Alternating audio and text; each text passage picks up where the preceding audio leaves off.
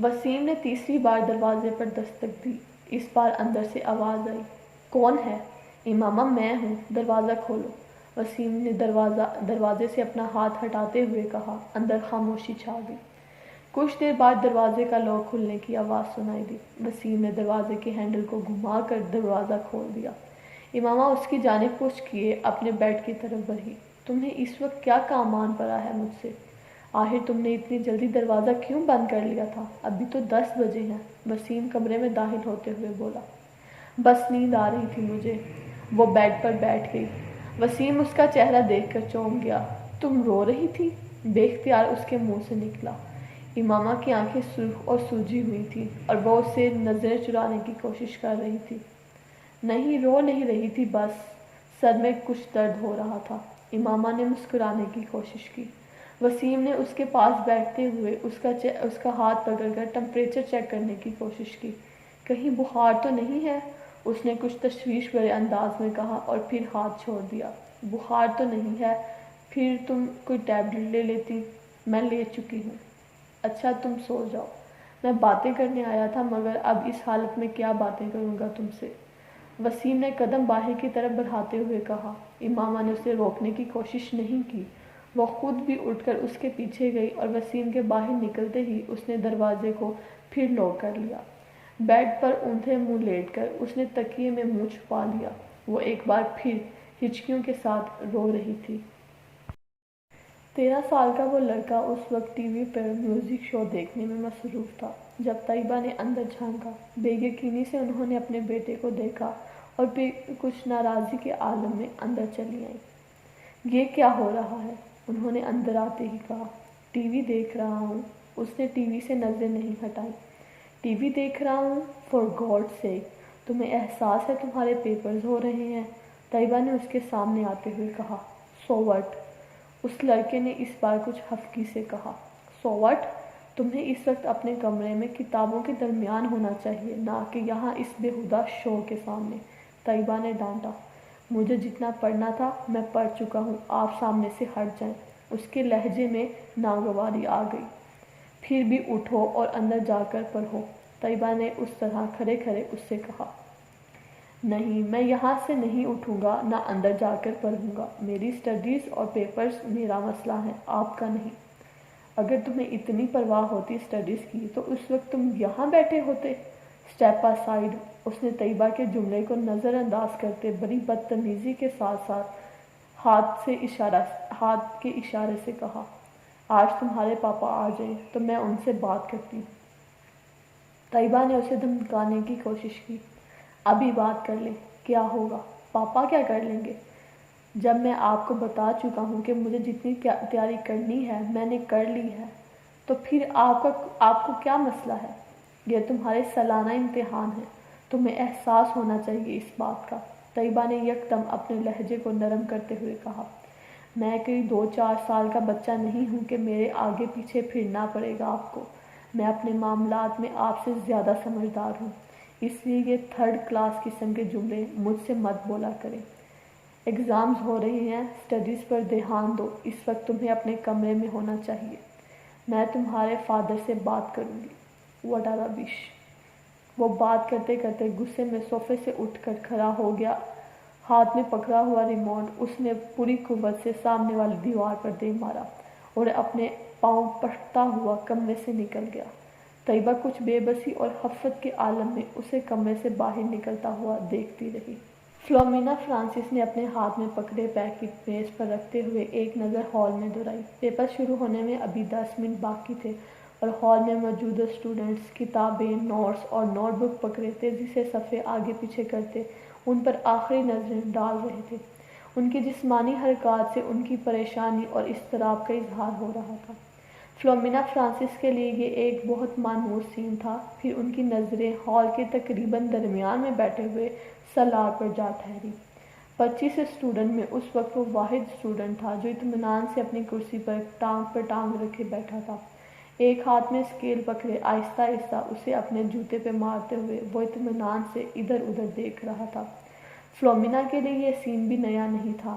اپنے 7 سالہ کیریئر میں انہوں نے پیپرز کے دوران سالار کو اسی بے فکری اور لاپرواہی کا مظاہرہ کرتے پایا تھا۔ 9:02 پر انہوں نے سالار کے پاس گزرتے ہوئے اسے MCQs پر مبنی آبجیکٹیو پیپر تھمایا۔ 30 منٹ کے بعد اسے وہ پیپر ان سے لینا تھا۔ 9:10 پر انہوں نے سالار کو اپنی کرسی سے اٹھ کھڑا ہوتے دیکھا۔ اس کے کھڑے ہوتے ہی ہال میں اس سے پیچھے موجود تمام اسٹوڈنٹس نے سر اٹھا کر اسے دیکھا۔ وہ پیپر ہاتھ میں لیے فلومینا فرانسس کی طرف جا رہا تھا۔ فلومینا فرانسس کے لیے یہ بھی نیا سین نہیں تھا، وہ پہلے بھی یہی کچھ دیکھتی آئی تھی۔ 30 منٹ میں حل کیا جانے والا پیپر وہ 8 منٹ میں حل کر کے ان کے سر پر کھڑا تھا۔ پیپر کو دوبارہ دیکھ لو، انہوں نے یہ جملہ اس سے نہیں کہا، وہ جانتی تھی اس کا جواب کیا ہوگا، میں دیکھ چکا ہوں۔ وہ اگر اسے ایک بار پھر پیپر دیکھنے پر مجبور کرتی تو وہ ہمیشہ کی طرح پیپر لے جا کر اپنی کرسی کے ہتھے پہ رکھ کر بازو سینے پر لپیٹ کر بیٹھ جاتا۔ انہیں یاد نہیں تھا کہ کبھی انہوں نے اس سے کہنے پر پیپرز کو دوبارہ چیک کیا ہو، اور وہ یہ تسلیم کرتی تھی کہ اسے اس کی ضرورت بھی نہیں تھی۔ اس کے پیپر میں کسی ایک بھی غلطی کو ڈھونڈنا بہت مشکل کام تھا۔ انہوں نے ایک ہلکی سی مسکراہٹ کے ساتھ اس کے ہاتھ سے پیپر پکڑ لیا۔ تم جانتے ہو سالار، میری زندگی کی سب سے بڑی تمنا کیا ہے؟ انہوں نے پیپر پر نظر ڈالتے ہوئے کہا کہ میں تمہیں 30 منٹ کا پیپر 30 منٹ کے بعد سبمٹ کرواتے ہوئے دیکھوں۔ وہ ان کی بات پر خفیف سے انداز میں مسکرایا۔ آپ کی یہ خواہش اسی صورت پوری ہوگی میم اگر میں یہ پیپر 150 سال کی عمر میں حل کرنے بیٹھوں۔ نہیں، میرا خیال ہے 150 سال کی عمر میں بھی تم یہ پیپر 10 منٹ میں کرو گے۔ اس بار وہ ہنسا اور واپس مڑ گیا۔ فلومینا فرانسس نے ایک نظر اس کے پیپر کے صفحات کو الٹ پلٹ کر دیکھا۔ ایک سرسری سی نظر بھی انہیں یہ بتانے کے لیے کافی تھی کہ وہ اس پیپر میں کتنے نمبر گنوائے گا۔ 0۔ سلمیٰ نے اپنی بیٹی کے ہاتھوں میں گفٹ پیپر میں لپیٹے ہوئے پیکٹ کو حیرانی سے دیکھا۔ یہ کیا ہے امامہ؟ تم تو مارکیٹ گئی تھی، شاید کچھ کتابیں لینی تھی تمہیں۔ ہاں امی، مجھے کچھ کتابیں ہی لینی تھی، مگر کسی کو تحفے میں دینے کے لیے۔ کس کو تحفہ دینا ہے؟ وہ لاہور میں ایک دوست ہے میری، اس کی سالگرہ ہے، اسی کے لیے خریدا ہے۔ کورئیر سروس کے ذریعے بھجوا دوں گی کیونکہ مجھے تو ابھی یہاں رہنا ہے۔ لاؤ پھر مجھے دے دو یہ پیکٹ، میں وسیم کو دوں گی، وہ بھجوا دے گا۔ نہیں امی، میں ابھی نہیں بھجواؤں گی، ابھی اس کی سالگرہ کی تاریخ نہیں آئی۔ سلمیٰ کو لگا جیسے وہ یکدم گھبرا گئی ہو۔ انہیں حیرانی ہوئی، کیا یہ گھبرانے والی بات تھی؟ 30 سال پہلے امامہ کی وجہ سے انہیں بہت زیادہ پریشانی کا سامنا کرنا پڑا تھا، انہیں اور ان کے شوہر ہاشم کو۔ وہ تب اپنی بیٹی کے بارے میں بہت فکر مند تھے، اور ہاشم ان سے زیادہ، مگر پچھلے 3 سال میں سب کچھ ٹھیک ہو گیا تھا۔ وہ دونوں اب اس کی طرف سے مکمل طور پر مطمئن تھے، خاص طور پر اسجد سے اس کی نسبت طے کر کے۔ وہ جانتی تھی امامہ اسجد کو پسند کرتی ہے، صرف وہی نہیں، اسجد کو کوئی بھی پسند کر سکتا تھا، وہ ہر لحاظ سے ایک اچھا لڑکا تھا۔ وہ یہ بھی جانتی تھی کہ وہ اسجد سے نسبت طے ہونے پر بہت خوش ہوئی تھی۔ اسجد اور اس کے درمیان پہلے بھی خاصی دوستی اور بے تکلفی تھی، مگر بعض دفعہ انہیں لگتا جیسے وہ وقت گزرنے کے ساتھ ساتھ بہت چپ ہوتی جا رہی ہے۔ وہ پہلے ایسی نہیں تھی، مگر اب وہ اسکول جانے والی بچی بھی تو نہیں رہی، میڈیکل کالج کی اسٹوڈنٹ ہے۔ پھر وقت بھی کہاں ہوتا ہے اس کے پاس، سلمیٰ ہمیشہ خود کو تسلی دے لیتی۔ وہ ان کی سب سے چھوٹی بیٹی تھی، بڑی دونوں بیٹیوں کی وہ شادی کر چکی تھی، ایک بیٹے کی بھی شادی کر چکی تھی، جبکہ 2 بیٹے اور امامہ غیر شادی شدہ تھے۔ اچھا ہی ہے کہ یہ سنجیدہ ہوتی جا رہی ہے، لڑکیوں کے لیے سنجیدگی اچھی ہوتی ہے، انہیں جلدی اتنی اپنی ذمہ داریوں کا احساس ہو جائے اتنا ہی اچھا ہے۔ سلمیٰ نے ایک گہری سانس لیتے ہوئے امامہ سے نظریں ہٹا لی۔ وہ چھٹیوں میں گھر آئی ہوئی تھی اور جتنے دن وہ یہاں رہتی ان کی نظریں اس پر مرکوز رہتی۔ پتہ نہیں یہ ساجد کہاں رہ گیا ہے، جو بھی کام اس کے ذمہ لگاؤں بس بھول ہی جاؤ۔ انہیں اچانک اپنے ملازم کا خیال آیا، جس کے پیچھے وہ لاؤنج میں آئی تھی۔ بڑبڑاتے ہوئے وہ لاؤنج سے نکل گئی۔ یہ نیو ایئر نائٹ تھی، نیا سال شروع ہونے میں 30 منٹ باقی تھے۔ 10 لڑکوں پر مشتمل 14-15 سال کے لڑکوں کا وہ گروپ پچھلے 2 گھنٹے سے اپنی اپنی موٹر سائیکلز پر شہر کی مختلف سڑکوں پر اپنے کرتب دکھانے میں مصروف تھا۔ ان میں سے چند نے اپنے ماتھے پر چمکدار بینڈز باندھے ہوئے تھے جن پر نئے سال کے حوالے سے مختلف پیغامات درج تھے۔ وہ لوگ 1 گھنٹہ پہلے پوش علاقے کی ایک بڑی سپر مارکیٹ میں موجود تھے اور وہاں وہ مختلف لڑکوں پر آوازیں کستے رہے تھے۔ اپنی بائکس پر سوار اب مختلف جگہ پر چکر لگا رہے تھے۔ ان کے پاس فائر کریکرز موجود تھے جنہیں وہ وقتاً فوقتاً چلا رہے تھے۔ 11:15 پر وہ جم خانے کے باہر موجود تھے جہاں پارکنگ لاٹ گاڑیوں سے بھر چکا تھا۔ یہ گاڑیاں ان لوگوں کی تھیں جو جم خانے میں نئے سال کے سلسلے میں ہونے والی ایک پارٹی میں آئے تھے۔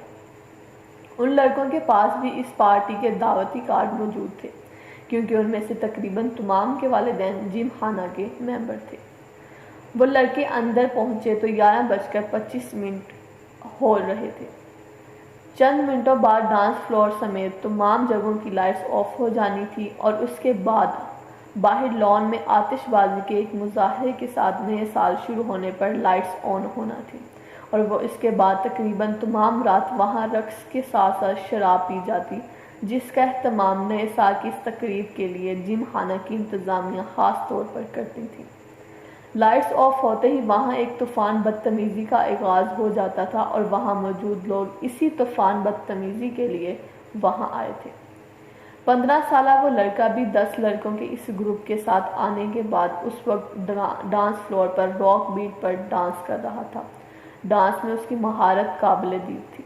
12 بجنے میں 10 سیکنڈ رہ جانے پر لائٹس آف ہو گئیں اور ٹھیک 12 بجے لائٹس یکدم دوبارہ آن کر دی گئیں۔ اندھیرے کے بعد سیکنڈ گننے والوں کی آوازیں اب شور اور خوشی کے قہقہوں اور چیخوں میں بدل گئی تھیں۔ چند سیکنڈ پہلے تھم جانے والا میوزک ایک بار پھر بجایا جانے لگا۔ وہ لڑکا اب اپنے دوستوں کے ساتھ باہر پارکنگ میں آ گیا جہاں بہت سے لڑکے اپنی اپنی گاڑیوں کی ہارن بجا رہے تھے۔ انہی لڑکوں کے ساتھ بیئر کے کین پکڑے وہ وہاں موجود ایک گاڑی کی چھت پر چڑھ گیا۔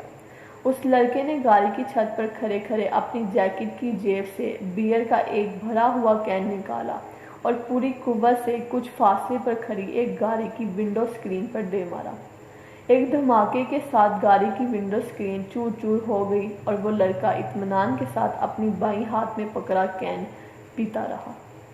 وہ پچھلے آدھے گھنٹے سے کامران کو ویڈیو گیم کھیلتے ہوئے دیکھ رہا تھا۔ اسکرین پر موجودہ اسکور میں کوئی خاص اضافہ نہیں ہو رہا تھا۔ شاید اس کی وجہ وہ مشکل ٹریک تھا جس پر کامران کو گاڑی ڈرائیو کرنی تھی۔ سالار لاؤنج کے صوفے میں سے ایک صوفے پر بیٹھا اپنی نوٹ بک پر کچھ لکھنے میں مصروف تھا مگر وقتاً فوقتاً نظر اٹھا کر ٹی وی اسکرین کو بھی دیکھ رہا تھا جہاں کامران اپنی جدوجہد میں مصروف تھا۔ ٹھیک آدھے گھنٹے بعد اس نے نوٹ بک بند کر کے سامنے پڑی میز پر رکھ دی، پھر منہ پر ہاتھ رکھ کر جمائی روکی۔ دونوں ٹانگیں سامنے پڑی میز پر رکھ کر اور دونوں ہاتھوں کی انگلیاں سر کے پیچھے باندھے وہ کچھ دیر اسکرین کو دیکھتا رہا جہاں کامران اپنے تمام چانسز ضائع کرنے کے بعد ایک بار پھر نیا گیم کھیلنے کی تیاری کر رہا تھا۔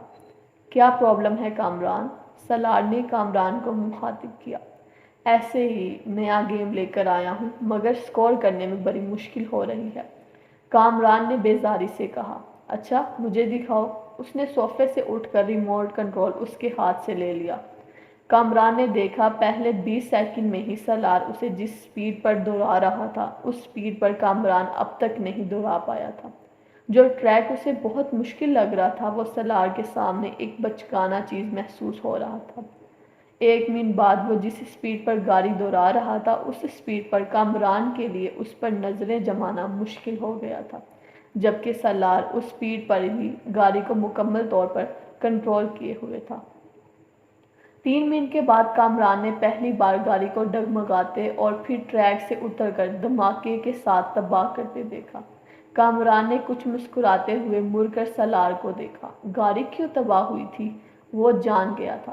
ریموٹ اب سالار کے ہاتھ کی بجائے میز پر پڑا تھا اور وہ اپنی نوٹ بک اٹھائے کھڑا ہو رہا تھا۔ کامران نے سر اٹھا کر اسے دیکھا۔ بہت بورنگ گیم ہے، سالار نے تبصرہ کیا اور کامران کی ٹانگوں کو پھلانگتے ہوئے لاؤنج سے باہر نکل آیا۔ کامران ہونٹ پیچھتے 7 ہندسوں پر مبنی اس سکور کو دیکھ رہا تھا جو اسکرین کے ایک کونے میں جگمگا رہا تھا۔ کچھ نہ سمجھ میں آنے والے انداز میں اس نے بیرونی دروازے کو دیکھا جس سے وہ غائب ہو گیا۔ وہ دونوں ایک بار پھر خاموش تھے۔ اسجد کو الجھن ہونے لگی۔ امامہ اتنی کم گو نہیں تھی جتنی وہ ان کے سامنے ہو جاتی تھی۔ پچھلے آدھے گھنٹے میں اس نے ایک گنتی کے لفظ بولے تھے۔ وہ اسے بچپن سے جانتا تھا، وہ بہت خوش مزاج تھی۔ ان دونوں کی نسبت ٹھہرائے جانے کے بعد بھی ابتدائی سال میں اس میں کوئی تبدیلی نہیں آئی۔ اسجد کو اس سے بات کر کے خوشی محسوس ہوتی تھی۔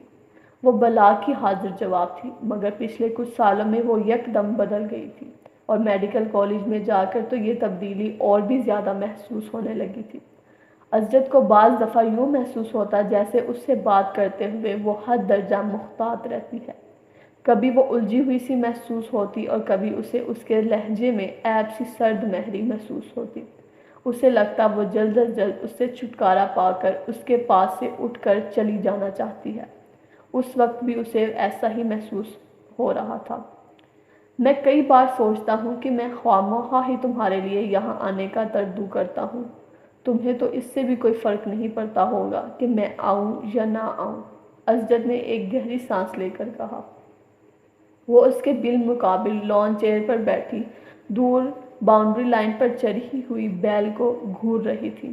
اسجد کی شکایت پر اس نے گردن ہلائے بغیر اپنی نظریں بیل سے ہٹا کر اسجد پر مرکوز کر دیں۔ اسجد نے سوالیہ نظروں سے اسے دیکھا، مگر وہ خاموش رہی، تو اس نے لفظوں میں کچھ رد و بدل کے ساتھ اپنا سوال دہرایا۔ تمہیں میرے نہ آنے سے کوئی فرق نہیں پڑے گا امامہ؟ کیوں؟ ٹھیک کہہ رہا ہوں میں؟ اب میں کیا کہہ سکتی ہوں اس پر؟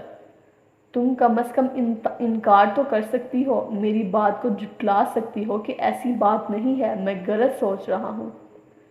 ایسی بات نہیں ہے، آپ غلط سوچ رہے ہیں، امامہ نے اس کی بات کاٹ کر کہا۔ اس کا لہجہ اب بھی اتنا ہی ٹھنڈا اور چہرہ اتنا ہی بے تاثر تھا جتنا پہلے تھا۔ اسجد ایک ٹھنڈی سانس لے کر رہ گیا۔ ہاں، میری دعا اور خواہش تو یہی ہے کہ ایسا نہ ہو، اور میں واقعی غلط سوچ رہا ہوں، مگر تم سے بات کرتے ہوئے میں ہر بار ایسا ہی محسوس کرتا ہوں۔ کس بات سے آپ کو ایسا محسوس کرتے ہیں؟ اس بار پہلی بار اسجد کو اس کی آواز میں کچھ ناراضی جھلکی ہوئی محسوس ہوئی۔ بہت سی باتوں سے تم میری کسی بات کا ڈھنگ سے جواب نہیں دیتی، حالانکہ میں آپ کی ہر بات کا ڈھنگ سے جواب دینے کی بھرپور کوشش کرتی ہوں، لیکن اب اگر آپ کو میری جواب پسند نہ آئے تو میں کیا کر سکتی ہوں؟ اسجد کو اس بار بات کرتے ہوئے وہ کچھ مزید خفا محسوس ہوئی۔ میں نے یہ کب کہا ہے مجھے تمہارے جواب پسند نہیں آئے؟ میں تو صرف یہ کہہ رہا ہوں کہ میری ہر بات کے جواب میں تمہارے پاس ہاں اور نہ کے علاوہ کچھ نہیں ہوتا۔ بعض دفعہ تو مجھے لگتا ہے کہ میں اپنے آپ سے بات کر رہا ہوں۔ اگر آپ مجھ سے یہ پوچھیں کہ تم ٹھیک ہو تو میں اس کا جواب ہاں یا نہ میں ہی دوں گی۔ ہاں اور نہ کے علاوہ اس کا جواب کسی تقریر سے دیا جا سکتا ہے تو آپ مجھے بتا دیں، میں کر دوں گی۔ وہ بالکل سنجیدہ تھی۔ ہاں اور نہ کے ساتھ بھی تو کچھ کہا جا سکتا ہے، اور کچھ نہیں تو جواباً میرا حال ہی پوچھ سکتی ہو۔ میں آپ کا کیا حال پوچھوں؟ ظاہر ہے اگر آپ میرے گھر آئے ہیں، میرے سامنے بیٹھے ہیں، مجھ سے بات کر رہے ہیں، تو اس کا واضح مطلب تو یہی ہے کہ آپ ٹھیک ہیں، ورنہ آپ اس وقت اپنے گھر پر بستر پر پڑے ہوتے۔ یہ فارمیلٹی ہوتی ہے امامہ۔ ارے آپ جانتے نہیں میں فارمیلٹیز پر یقین نہیں رکھتی۔ آپ بھی مجھ سے میرا حال نہ پوچھا کریں، میں بالکل مائنڈ نہیں کروں گی۔ اسجد جیسے لاجواب ہو گیا۔ ٹھیک ہے، فارمیلٹیز کو چھوڑو، بندہ کوئی اور بات کر لیتا ہے، کچھ ڈسکس کر لیتا ہے، اپنی مصروفیات کے بارے میں ہی کچھ بتا دیتا ہے۔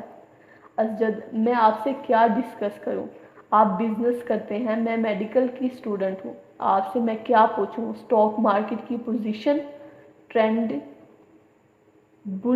بلش تھا یا بیرش، انڈیکس میں کتنے پوائنٹس کا اضافہ ہوا، یا اگلی کنسائنمنٹ کہاں بھیج رہے ہیں؟ اس بار گورنمنٹ نے آپ کو کتنی ریبٹ دی؟ اس کا لہجہ اب بھی اتنا ہی سرد تھا۔ یا آپ سے اناٹومی ڈسکس کروں؟ کون سے عوامل انسان کے جگر کو متاثر کر سکتے ہیں؟ بائی پاس سرجری میں اس سال کوئی نئی تکنیک استعمال کی گئی ہے؟ دل کی دھڑکن بحال کرنے کے لیے کتنے سے کتنے وولٹ کا الیکٹرک شاٹ دیا جا سکتا ہے۔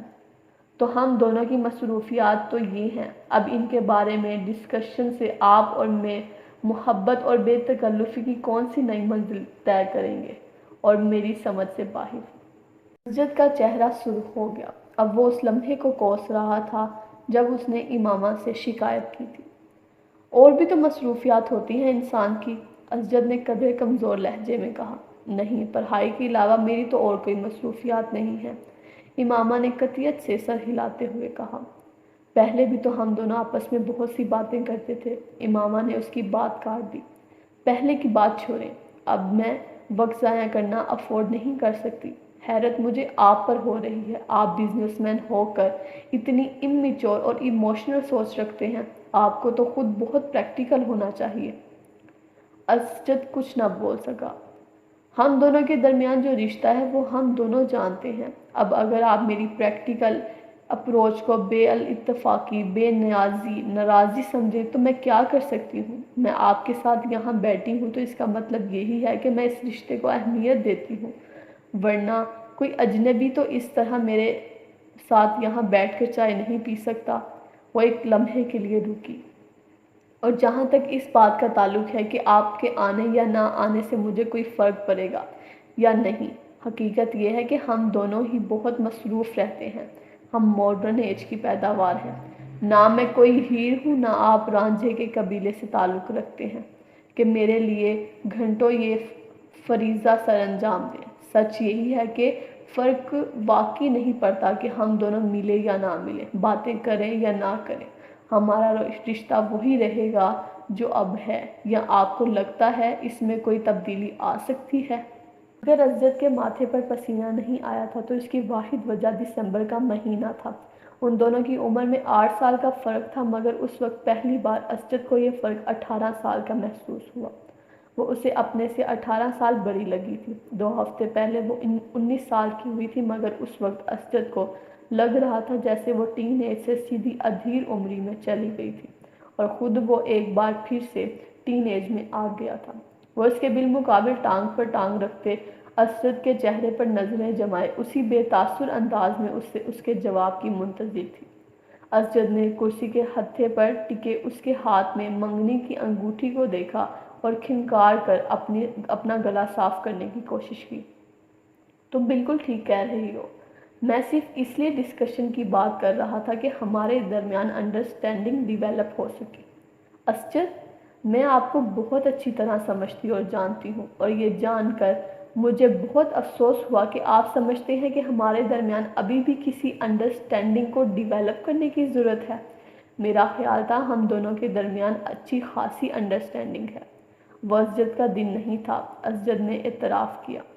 اور اگر آپ کو یہ خیال ہے کہ اناٹومی اور بزنس کو ڈسکس کر کے ہم کوئی انڈرسٹینڈنگ ڈیویلپ کر لیں تو ٹھیک ہے، آئندہ ہم یہی ڈسکس کر لیا کریں گے۔ امامہ کے لہجے میں لاپرواہی کا عنصر واضح تھا۔ تم کو میری بات بری لگی ہے؟ بالکل بھی نہیں، میں کیوں برا مانوں گی؟ اس کے لہجے میں موجود حیرت کے عنصر نے اسجد کو مزید شرمندہ کیا۔ شاید میں نے غلط بات کی، شاید نہیں، یقیناً اس نے تینوں لفظوں پر باری باری زور دیتے ہوئے کہا۔ تم جانتی ہو میرے نزدیک یہ رشتہ کتنی اہمیت کا حامل ہے، میرے بہت سے خواب ہیں اس رشتے کے حوالے سے، تمہارے حوالے سے۔ اسجد نے ایک گہرا سانس لے کر کہا۔ امامہ بے تاثر چہرے کے ساتھ اسی بیل کو دیکھ رہی تھی۔